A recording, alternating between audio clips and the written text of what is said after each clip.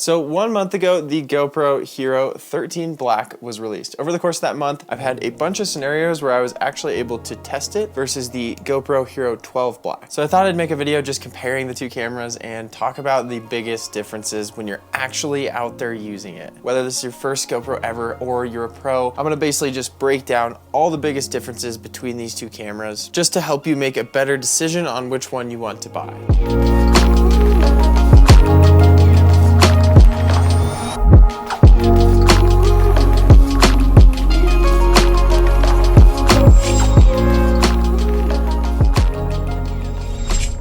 Recently, I just got back from the GoPro Creator Summit, which is this yearly event that GoPro hosts where they basically just fly a bunch of creators out from all over the world to somewhere cool. And this year we were road tripping from San Francisco all the way down to Palm Springs. So there was like 10 different teams that just kind of split off and kind of found their way down there. I was with my friend Shane and we went to so many super amazing spots. But during that trip, we actually got to visit the GoPro headquarters up in San Francisco, which was so cool. There was literally like a big lineup of every GoPro ever made. That was set up there, and that was just really cool to see. It was sick to see the GoPro Hero 2, which is kind of where I first got introduced to GoPro. But anyways, at their headquarters and then down in Palm Springs, we got to talk to so many people from GoPro. People all the way from their marketing team to the actual engineers who developed the image that GoPros shoot, which was so cool. I've been shooting on GoPro since the GoPro Hero 2, so it's been a really long time, but I learned so much about this camera on that trip and just all those little secret hacks that really allow you to take advantage of the camera's full potential. And before we get into things, I do want to mention, if you guys are already going to buy a GoPro, either the 12 or the 13, there's some affiliate links in the description down below that if you use, I get a small kickback from, which basically just allows me to make more videos like this. So without further ado, let's get into things by starting off with what's the same on the two cameras. Coffee break. Both of these cameras have the same sensor and the same processing chip. However, there's so much more that goes into image quality than sensor size and processor chips, so this is something that I'm not super surprised about. I mean, when you have a camera that's this big, there's only really so big that you can go with the sensor. Next up is max resolution, and the max resolution you're gonna be getting out of both of these cameras is 5.3K. And I know that doesn't sound like a lot more than 4K, but I'll throw up a chart right here, and it is actually a huge difference. There's just so much more detail to work with using a 5.3K image versus 4K. So right now, if you guys are researching action cameras, you've probably seen that there's a bunch of people comparing the GoPro Hero 13 to the DJI Osmo Action 5. And there's one thing that I have to talk about in this video that I have a big problem with, and it's that a lot of these reviewers are comparing the 4K on the DJI Osmo Action 5 to the 4K on the GoPro to keep things fair, which is kind of scummy in my opinion because the GoPro shoots a way better resolution. Why are you taking that resolution down to compare it to the DJI Osmo Action 5? No! God, please, no! I don't know. That's the end of my rant, but anyways, it's a massive difference. Need more coffee.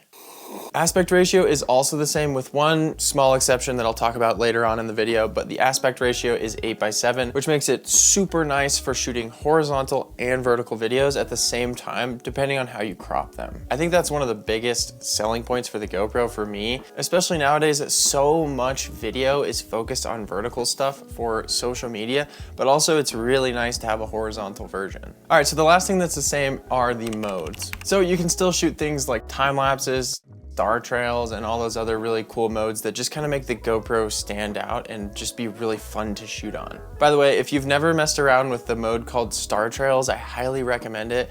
We just did it. I've done it a few times in the past, but we just did it again when we were out in California, and it is so cool. And the video you're seeing right now is literally straight out of the camera, and it's super easy to set up. All right, so now that we're covering everything that's the same, let's talk about some of the differences. Hey, what's happening, guys? I want to take a super quick break from the video to talk about something that recently has become a staple in my camera bag, and that is the Anker Prime power bank. If you're like me and you're on the road constantly, one of the hardest parts about it is keeping all of your gear charged. Phones, laptops, GoPros, controllers, all that stuff constantly needs to be recharged. And for me, in the past, I haven't really carried around many power banks because it seemed like they were either way too small or way too big. Like it was a giant power station that could actually charge all your stuff, or it was something that could charge your GoPro like twice and then it's dead. But this one from Anker is the perfect size. You can super easily just slide it in your bag and you're good to go. And most power banks can't charge laptops because they don't support fast charging, but this one does. It'll charge my MacBook Pro from 0 to 50% in just 28 minutes. You know when you show up to a coffee shop and look around and just every spot next to an outlet is taken and it's just the worst feeling ever? That's not a problem when you have this in your bag.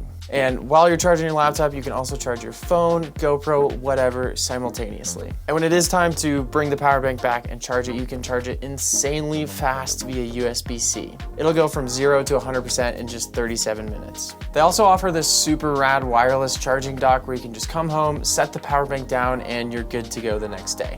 That dock also has USB-C and USB outlets, so you can charge stuff from there on your desk. It really is the perfect companion for traveling, filming, and just staying charged while on the go. There's a link down below if you want to get more information or you want to snag one for yourself. Thank you, Anker, for sponsoring this video, and thanks for making a super dope product. Back to the video. So to start off, I want to just talk about some quick ones. First off, the mounting system is way better on the 13. Both of them, as you can see, have these little finger mounts. However, the GoPro Hero 13 allows you to use the magnetic mount. And basically it just snaps in. You can do it forwards or backwards, which just allow you to easily snap the camera in and snap the camera off. Next, in the Hero 13, they've reintroduced GPS. So if you're someone who likes being able to overlay your videos with speed, direction, and stuff like that, the Hero 13 has you covered. Next up is a new audio improvement where they basically just allowed the camera to pick up your voice a little bit better. I haven't tested this a ton just because I usually use the media mod when I'm using my GoPro and I'm trying to get good audio, but the tests that I have seen definitely seem like an improvement. The Hero 13 now shoots true HDR for those of you that shoot in HDR. To be honest, I don't use this mode too often, but apparently it's much better than the 12. I usually just shoot in natural color profile and I'm super stoked with the results. By the way, all of this footage that you see in this video is graded with my LUT pack, which is basically just a filter that you put over the top of your videos to give them that more cinematic look. My main thing that I do is flying FPV drones, so I developed these LUTs specifically for GoPros. So if you're someone who does want to get that more cinematic look to your videos, I'll leave a link in the description down below. The next one that I want to talk about is a huge one, and that is burst video. These new modes will allow you to shoot insanely slow motion. Slower motion than any camera I've ever used at all, including these bigger Sony cameras that I'm filming this video on right now. The 13 can now shoot 5-second bursts of 5.3K 120. 5 seconds doesn't sound like a ton, but when you're shooting action sports, it actually works out pretty well. At the end of the week in Palm Springs, GoPro rented out this big surfing wave pool, and when everyone else was surfing the bigger waves, I was just kind of sitting at the outside of the wave, and whenever anyone would come up to me, I'd just press record, get 5 seconds of them coming past me, kind of go under, and then it would process for a second, and then I'd have plenty of time to wait for the next person to come. This camera also shoots in 15-second bursts of 900p, 360 frames per second, and 720p, 400 frames per second. This allows you to get some pretty freaking insane videos like this video that I got of a bee pollinating a flower where you can actually see its wings like slowly flapping, as well as my friend Parker just absolutely sending his FPV drone to the moon, and you get all these crazy rocks flying into the camera. When I first heard about the modes, I honestly kind of thought it was more of like a gimmick and I wouldn't use them too much, but after messing around with them a lot on the GoPro trip, I think I'm gonna use them all the time. It is so cool and crazy to be able to shoot that slow. And it just adds a whole new dimension to filming. The resolution isn't amazing, but it's 400 frames per second. And if you ever want to up-res that footage, you just use a program called Topaz, and you can take that, 900p video and up-res it to 4K. Next up, I want to talk about the only negative difference on this list, and that is the battery. So this right here is the battery that I've been using for the last several years. I have an absolute crap ton of them. This is the new one. And as you can see, they are very different. So now if I want to use the Hero 13, all of these batteries are completely useless. Just kidding, I can still use them on my Hero 12s, but you get what I'm saying. The battery life is slightly improved, but the measurements of the battery are literally exactly the same. So yeah, a bit of a frustrating decision by GoPro.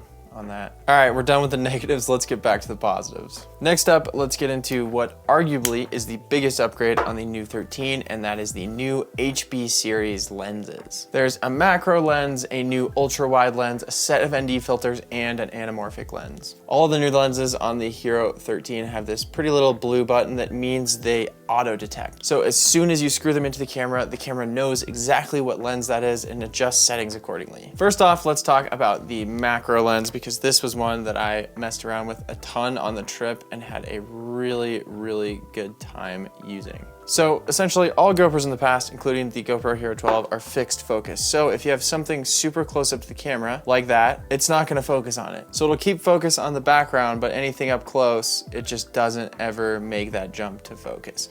But with the macro ring, it has a little focus ring on it. So when you wanna have something close up to the camera, you simply just turn this little ring and you can focus on stuff really close up to the camera. That shot I got of the bee in slow motion kind of flying around that flower was shot with the macro lens. If you do a lot of vlogging, this can be super helpful as well, because a lot of times when you're vlogging, GoPros will have the background in focus but not your face. Next up is the new ultra wide lens. So basically what this does is just give your GoPro a super wide angle look. And this is actually exactly the same as the Max Lens Mod 2.0, but this one has auto detect. So you can use the Max Lens 2.0 if you already have it on the 13. Like I said, it just won't auto detect. And the reason you'd use this lens is because it almost gives you a 180-degree field of view. So if you're doing something like mountain biking or POV anything, this lens is really nice for that. One really cool feature is when you use this lens on the Hero 13, it actually allows you to get a 1:1 aspect ratio. So 8:7 is really nice for horizontal and vertical cropping. 1:1 is even better than that. All right, so next up is their ND filter set. ND filters are basically like sunglasses for your camera. So ideally with any camera, you want your shutter speed to be double what your frame rate is. For example, if I'm shooting 5.3K 30, I want my shutter speed to be 1/60. This is called the 180-degree rule, and it applies to every camera out there. What that allows you to do is just get that super nice cinematic motion blur, and the way you achieve it is through ND filters. If this sounds like way too confusing for you, you're actually in luck, because the ND filters on the GoPro Hero 13 automatically detect the lighting situation, and it will tell you if you need a stronger one or a lighter one. In the past, you kind of just had to manually figure it out on your own. GoPro even has a mode now called Auto Cinematic Shutter, where it basically just is constantly adjusting the shutter speed to optimize for motion blur. So you can be sure you're getting the best shot possible all the time. And the good thing is, if you already have ND filters from a previous GoPro, they will also fit on the 13, they just won't have that auto detect feature. And the last lens that is going to be out, it isn't out right now, is the anamorphic lens. I got to mess around with one for a little bit on the GoPro trip, and it was really cool, because basically what it does is allows you to shoot in this insane 21:9 aspect ratio, which is kind of just mimicking the look that those Hollywood movies shoot in. You also get really sexy sideways lens flares. I will definitely be making a video about it when I do get one, so GoPro, if you are listening, please send me one soon.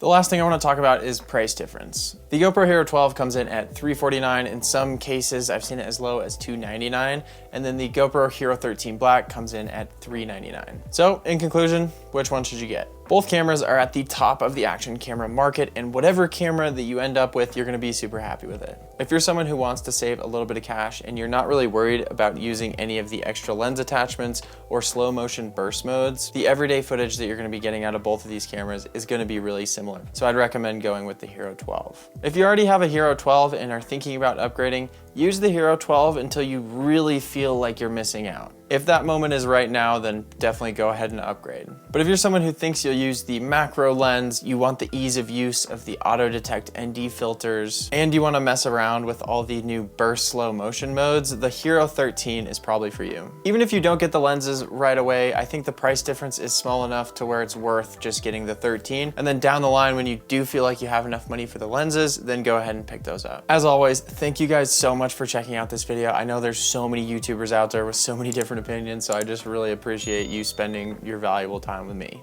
And if you do go for the Hero 13, definitely make sure you check out this video, which is basically just a video covering all the best settings for that camera. Thanks, and I'll see you on the next one. Peace.